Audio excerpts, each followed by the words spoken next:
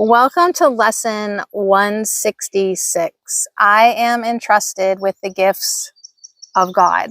Yeah, just wanted to double check. That's what it said. Wait, yes, I am entrusted with the gifts of God. Whoa, how worthy am I? All things are given you. God's trust in you is limitless. He knows his Sadie. He knows his son. He gives without exception, holding nothing back that can contribute to your happiness. And yet, unless your will is one with his gifts are not received. What would make you think there is another will than his? So this is a pretty lengthy one, two, yeah, this is a lengthy lesson for sure, 1, 2, 3 pages. And the short story is you have to ask, you have to receive. So all things are given you, but you've got to line up your will with your higher will, with God's will. So here is the paradox that underlies the making of the world. This world is not the will of God, and so it is not real. Yet those who think it real must still perceive there is another will, and one that leads to opposite effects from those he wills. Impossible indeed, but every mind that looks upon the world and judges it as certain, solid, trustworthy, and true, believes in two creators, or in one, himself alone, but never in one God. So, yeah, the Course in Miracles says that God did not create this place. We did. The gifts of God are not acceptable to anyone who holds such strange beliefs. He must believe that to accept God's gift, however evident they become, however urgently he may be called to claim them as his own, is to be pressed to treachery against himself. He must deny their presence, contradict the truth, and suffer to preserve the world he made. So it's like, do I want to listen to the Holy Spirit, or do I want to listen to my small self, ego self, and follow this world I made, this person that I made? So it goes on and on about here is the only home he thinks he knows, right? We feel like an outcast wanderer. It gets very dramatic with its words, but it goes back to that question that we had a couple weeks ago where we kept on asking ourselves, who walks with me? So who walks with him and open up his treasures to be free? So this is your chosen self, the one you made as a replacement for reality. This is the self you savagely defend against all reason, every evidence, and all witness with proof to show this is not you. You heed them not. You go on your appointed way with eyes cast down, lest you might catch a glimpse of truth and be released from self-deception and set free. So anyways, it's kind of like a confusing one just to read, but I've listened to it a couple times being read to me from Tina Louise Spalding, and that's like the best call for me for A Course in Miracles, because she does a channeling afterwards of Jesus, and Jesus always breaks it down very simply. Jesus, for lesson 166, wanted to focus on your gifts, the precious gifts that live inside of you, your precious gift of creativity. Jesus wants you to express your unique nature. Every day, ask yourself, how am I using my creativity? And then also ask yourself, how am I ignoring it? So can you go outside more? Can you get creative more? Can you do more things that you want to do? So Spirit speaks to you through creativity. Share your unique point of view with the world. Do things creatively. And how that happens is you listen to the muse inside of you. You listen to that wanting to be creative. It's a precious gift, and Jesus said, express your unique nature. So these are the gifts that are inside of you. Creativeness. We talked about this yesterday too. Joy, happiness, laughter, fun, doing things that put a smile on your face, truly, that make you feel lighthearted, that make you feel connected to others. So these are the gifts that God gave you, you receive them, and then you give them, and it's like you receive them again, back and forth. So the gifts are yours, entrusted to your care, to give to all who chose the lonely road you have escaped. So I did skip a large chunk where we were like stuck on some lonely road, and the wish for death is answered, and okay. But anyways, we escaped from that. Fast forward. And we are going to give this gift to people that they do not understand, they do not understand, they but pursue their wishes. It is you who teach them now, for you have learned of Christ. There is another way for them to walk. So remember, you're the holy entrusted one now. You're a minister. Teach them by showing them the happiness that comes to those who feel the touch of Christ and recognize God's gift. Let sorrow not tempt you to be unfaithful to your trust. So it's a very interesting part of the lesson, you don't think that like you're helping salvation of the world by being joyful and happy and kind and loving, but you are indeed. So if you can light up yourself, and people will learn by watching you. People will be like, whoa, is she happy now? How did she do that? Why is she so light and joyful? Why is he just, always in such a good mood? Like, you're going to catch the attention of other people who are still on the road where they're choosing loneliness and separation and choosing misery. So you're going to inspire them greatly. All right, Pathways of Light. pathwaysoflight.org. Welcome to the reading, A Course in Miracles Workbook Lesson 166, Insights. I am entrusted with the gifts of God. Today's lesson is asking us to exemplify what we are learning from the Course. To truly have the gifts the Course is offering us, we must live them. It is not enough to just repeat the words that God has given me, His joy and His love. I need to accept His joy and be joyous. This is how I offer salvation to the world.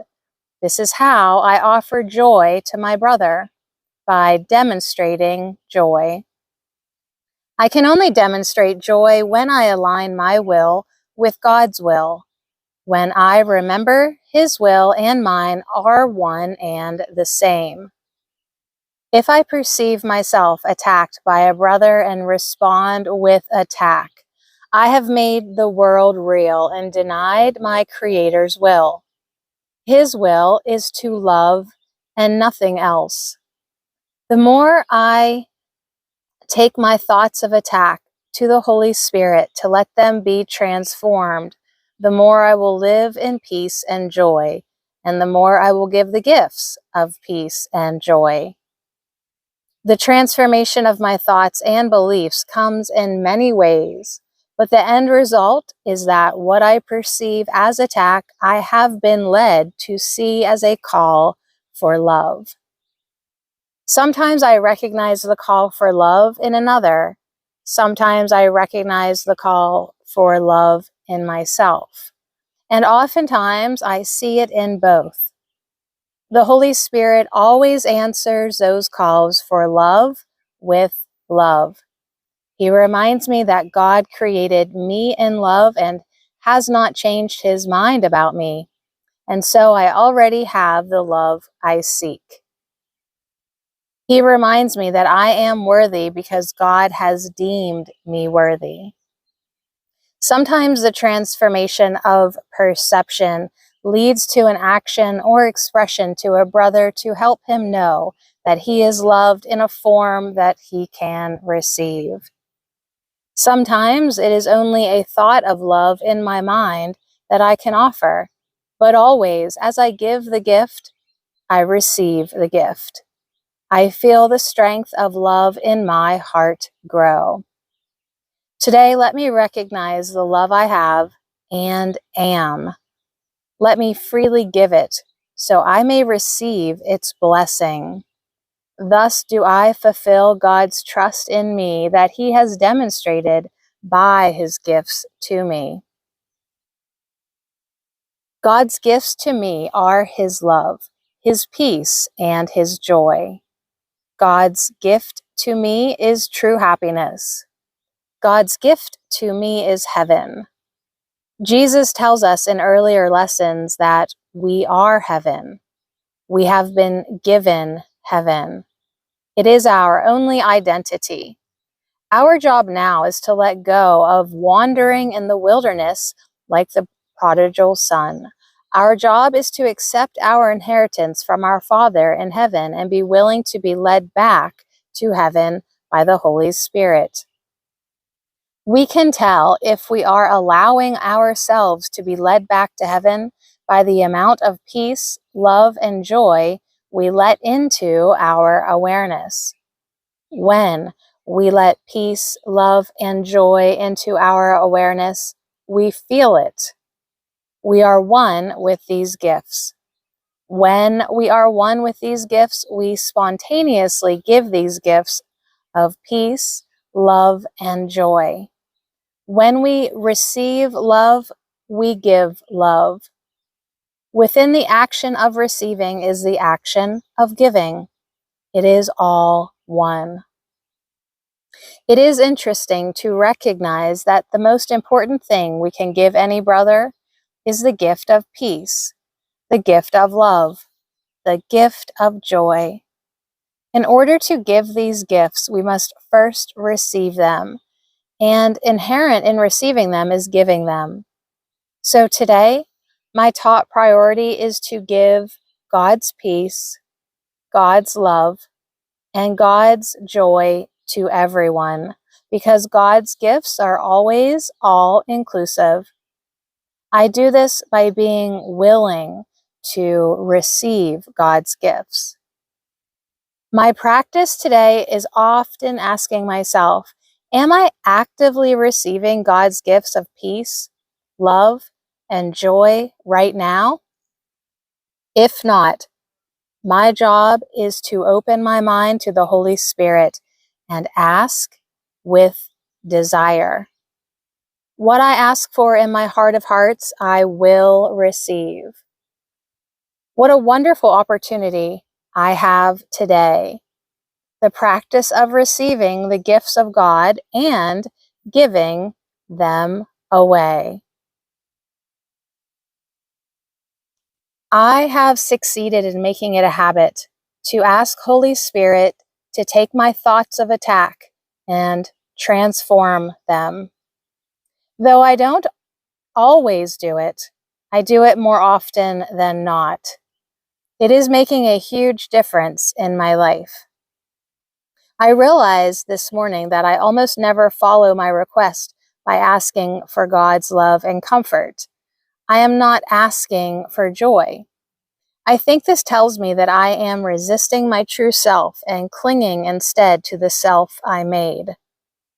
I think the only way to change this is by a conscious decision to do so. I will spend today reminding myself that I want God's gift of peace, love, and joy, and asking for them. I am sure that receiving them will increase my motivation. It is essential I do this because I must have them so that I can give them away. This is my part in the salvation of the world. I think that unconsciously I was beginning to realize what I've been doing because lately it has been bothering me a lot that I am so seldom accepting these gifts from God. I've been talking to Holy Spirit about it, but somehow I've been thinking of them as rewards, nice, but hardly necessary, and perhaps not deserved yet. I see it differently now, and I thank God for this new vision. pathwaysoflight.org. And then from the lesson 166, I really thought it was interesting, this one part. It said, your sighs will now betray the hopes of those who look to you for their release. So your tears are theirs. If you are sick, you but withhold their healing. What you fear but teaches them their fears are justified. So that really inspired me to watch when I'm catering to body concerns, fear. Like, I'm setting the example here for other people, you know, and I'm getting to the point now where I really am understanding that there is nothing to be afraid of. So if I'm indulging in being fearful or being overly concerned with the body or being fear of sickness or just sadness, like, I have to watch, because my fear is justifying your fear. Okay, great. Now we're all afraid. You know, my weakness in the body justifies your weakness in the body. Okay, great. Now we're all sick. It doesn't help anybody to lower myself down to the battlefield. So your hand becomes the giver of Christ's touch. Your change of mind becomes the proof that who accepts God's gifts can never suffer anything.